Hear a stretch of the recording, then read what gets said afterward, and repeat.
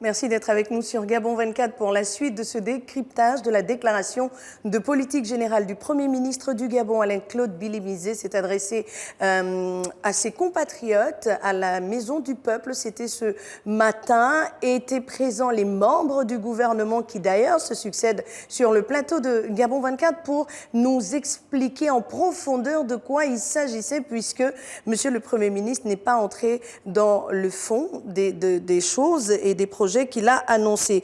Et pour la suite de ce décryptage, je reçois Madame Madeleine Baird, ministre de l'Emploi, de la Fonction publique et du Travail. Merci d'être avec nous. Bonsoir. Bonsoir.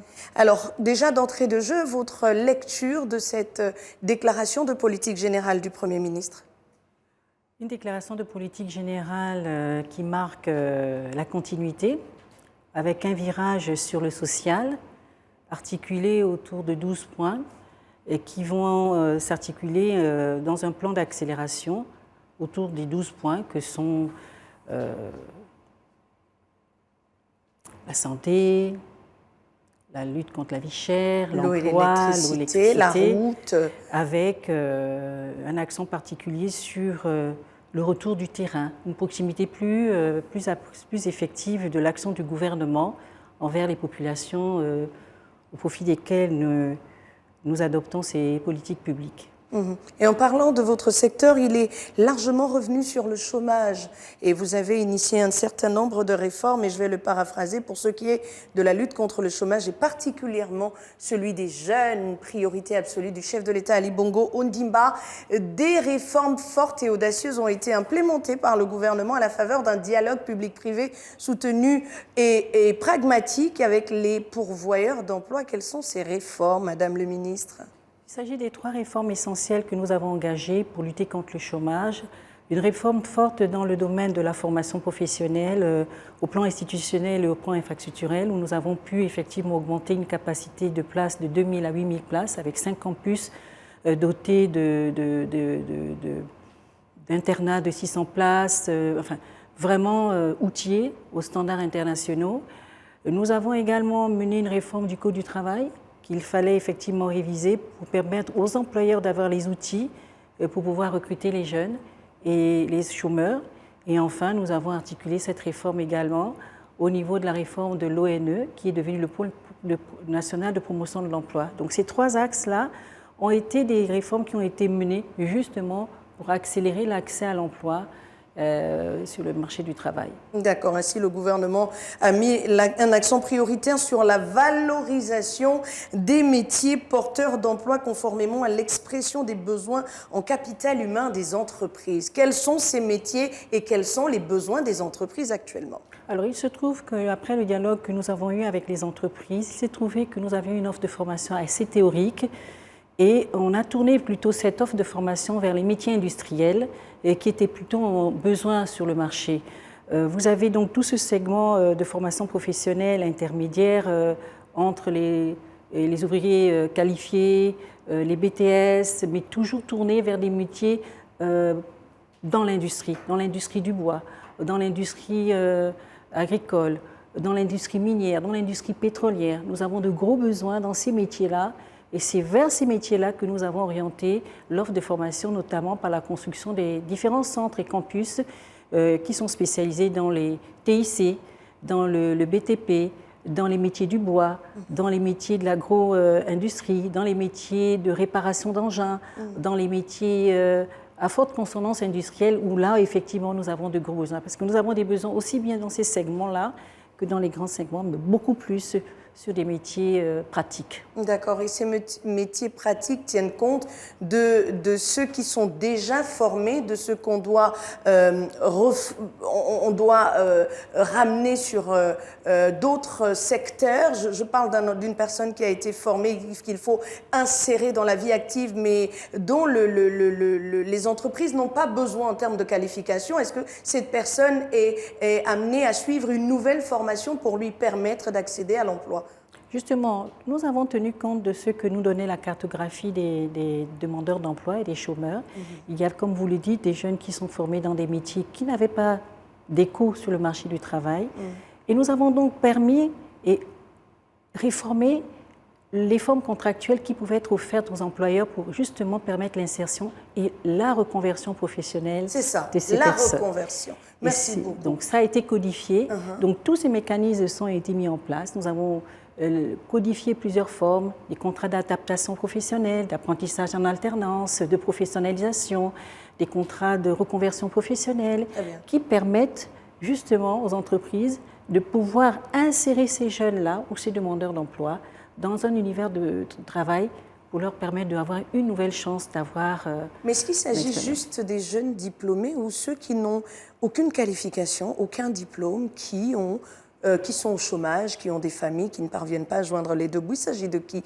Est-ce que la conversion, la réinsertion ou tous ces programmes mis en place par le gouvernement ne concernent que cette catégorie de personnes, de chômeurs qui sont diplômés, mais chômeurs quand même, ou c'est élargi au plus grand nombre, donc ces personnes qui sont sans qualification? Nous avons ouvert à tout le monde. D'accord. Et nous avons eu 2 axes. On a une cartographie déjà de ces personnes? C'est-à-dire que nous avons beaucoup de décrochés scolaires qui n'ont pas de formation, qui sont sur le terrain, à qui nous avons offert la possibilité d'avoir la dignité, d'avoir une formation, une certification et de pouvoir dignement gagner sa vie avec ça. Ça, c'était le premier axe. Donc, nous avons essayé d'intégrer, de viser, de donner une chance d'insertion à ces jeunes-là avec des formations en alternance, en apprentissage. Mais nous avons également mis le curseur sur l'auto-emploi. Pourquoi ?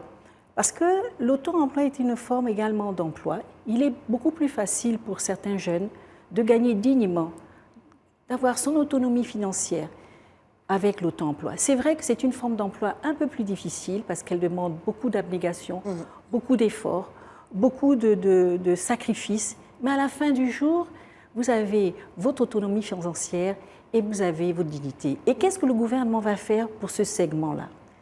Soit vous êtes inséré dans une entreprise qui peut vous employer, soit vous êtes en auto-emploi. Mais on ne se décrète pas en auto-emploi. La question elle est pendante. Les banques ne prêtent pas à n'importe qui parce qu'on a de beaux yeux, parce qu'on a de bonnes intentions ou le meilleur des projets. Comment ça se passe? Alors, pour les PME qui sont déjà structurées, comme vous l'avez vu, on a dit en 18 janvier dernier, il y a une convention qui a été signée avec donner un fonds de garantie justement pour faciliter leurs prêts. Cet effort se fait également au niveau de l'auto-emploi. Vous avez des microcrédits de 500 000 à 5 millions de francs CFA qui vont être structurés avec des fonds de garantie qui seront donnés à des établissements de crédit, de microcrédit pour accompagner. Mais notre accompagnement ne se limite pas simplement à la facilitation et à l'accès au financement. On va aussi aider ces jeunes-là à les accompagner, à les suivre pendant un certain temps jusqu'à la prospérité de leur affaire. Il est bien d'avoir une idée, mais encore faudrait-il que cette idée devienne prospère et vous permette de gagner votre vie et de permettre également d'avoir aussi d'être créateur d'emplois. Donc c'est cet accompagnement que le gouvernement a fait pour que justement nous puissions résorber définitivement, ou on va essayer de le résorber, cette difficulté d'insertion que nous pouvons avoir, que nous pouvons rencontrer si les entreprises ne peuvent pas recruter. Vous pouvez très bien avoir votre petit auto-emploi, être indépendant et l'État fait sa part et va vous accompagner jusqu'à environ 2 ou 3 ans pour que vous soyez prospère. Mais vous êtes à Ngomo. Ngomo, il y a le lac, vous connaissez Ngomo. Vous êtes à Tchatanga, vous êtes à Nombedouma. Vous avez un très beau projet, par exemple, l'acheminement du poisson ou l'organisation à travers une coopérative des pêcheurs de la zone. Vous avez ce projet-là, mais vous ne savez pas vers qui vous tournez. Je me tourne vers qui, Madame Berger, ce projet? Je suis dans les confins du Gabon. Comment on fait? Parce que vos projets, ils sont taillés sur mesure pour ceux qui sont dans le Grand Libreville et un peu dans les grandes capitales. Mais pour ceux qui sont dans l'arrière-pays, qui ont des projets aussi bancables que viables, comment on fait? Nous allons nous rapprocher de ça. Relève justement de la fameuse proximité dont a parlé le Premier ministre Alain-Claude Bizivier, notamment à travers le maillage territorial de PNPE, ONE. C'est-à-dire que nous allons avoir le PNPE sur l'ensemble du territoire. Il existe déjà d'ailleurs, il y a beaucoup d'antennes qui sont déjà installées, mais là nous allons accélérer ce financement. Ils sont en construction, on a commencé déjà à faire quelques inaugurations, on a des maisons de l'auto-entrepreneur et nous allons aller au plus près de ces jeunes justement qui sont dans Nombedouma, dans Ngomo, qui sont dans le métier de la pêche et que nous accompagnons avec l'appui du ministère de l'économie de la pêche pour justement rendre prospère. Ce que je peux vous dire, c'est que le maillage de cet auto-emploi, le maillage de cette préoccupation de la lutte contre le chômage, il a été axé sur les 9 provinces, sur les 9 bassins d'emploi et les bassins d'emploi départementaux, parce qu'on essaye au mieux d'apporter ce bien-être à ces jeunes qui sont face à des difficultés, qui ont parfois de la bravoure en eux, mais qui méritent que nous les accompagnions, et c'est ce que le gouvernement va faire. Très bien, sauf que cette proximité est née avec l'arrivée de Alain-Claude Bilimizé à la tête du gouvernement. Alors, c'est des projets à court terme là, dont on parle. Ça a commencé, oui, mais avec quel effet? Est-ce qu'aujourd'hui, on a une cartographie déjà de ces personnes qui veulent s'auto-employer? Est-ce qu'on sait exactement où les trouver et comment apporter des financements à ces personnes? Je vous donne un exemple, on va être concret. S'il vous plaît. Sur le domaine de l'auto-emploi, vous savez que nous avons piloté au niveau du Gabon, au niveau des 9 provinces, un programme qui s'appelle Cap sur l'autonomisation avec le soutien de l'Union européenne et GIE Gabon. Je vous donne un exemple. Dans une de nos capitales, nous avons fait le choix de la pisciculture parce que c'était une province qui était destinée à la pêche.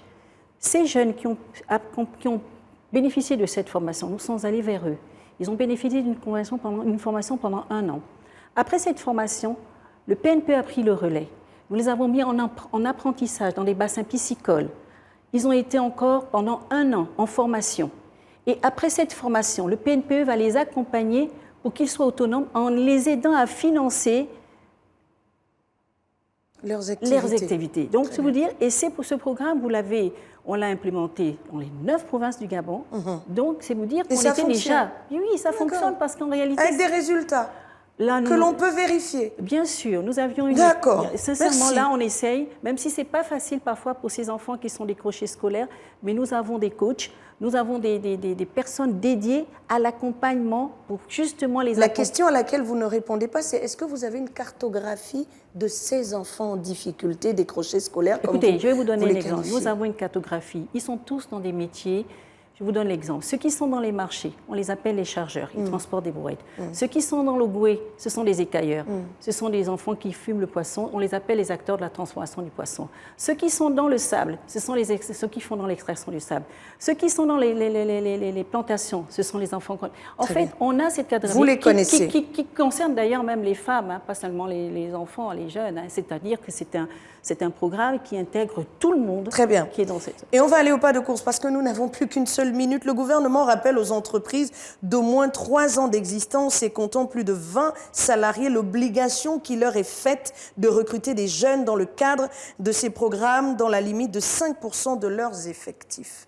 Est-ce que vous vérifiez que ces entreprises emploient des nationaux? En fait, sur l'année 2022, par exemple, ces programmes d'accompagnement à l'emploi sur la base de ce dispositif qui a été codifié et rendu en vigueur à la fin du mois de novembre nous a permis d'impacter 3 000. C'est bien parce que nous souhaitons intensifier ça sur l'ensemble des bassins d'emploi qu'on a vu le succès, parce que ce sont des contrats flexibles.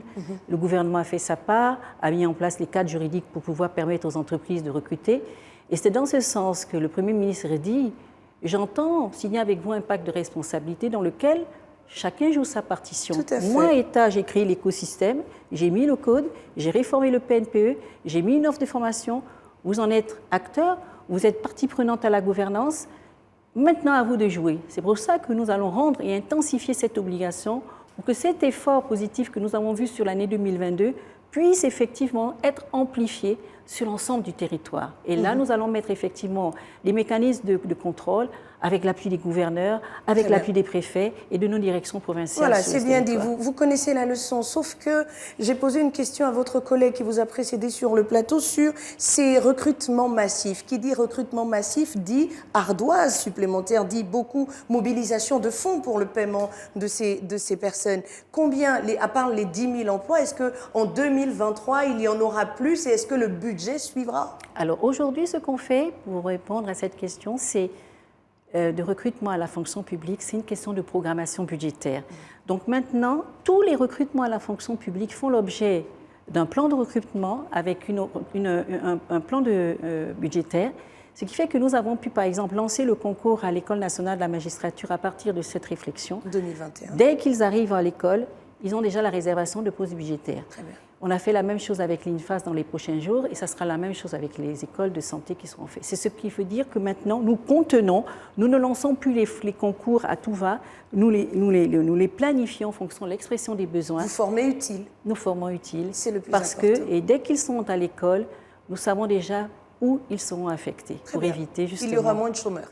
Merci Madame Madeleine Berge. Je rappelle que vous êtes ministre de l'Emploi, de la fonction publique et du Travail. Vous étiez avec nous sur le plateau de Gabon 24 pour décrypter le discours, la déclaration de politique générale de Monsieur le Premier ministre Alain-Claude Bilimizé. On vous renvoie à vos fonctions et on vous attend dans 100 jours pour voir ce qui a été fait, ce qui reste à faire et surtout comment vous parviendrez à rendre le sourire à ces Gabonais qui sont chômeurs et qui ont besoin d'un emploi pour vivre décemment. Merci Madame le Ministre. Okay. Excellente soirée à vous. Tous nos vœux d'encouragement pour la suite. Oui, la suite, c'est avec un autre membre du gouvernement. Juste après ceci, le décryptage de la déclaration de politique générale du Premier ministre se poursuit sur Gabon 24.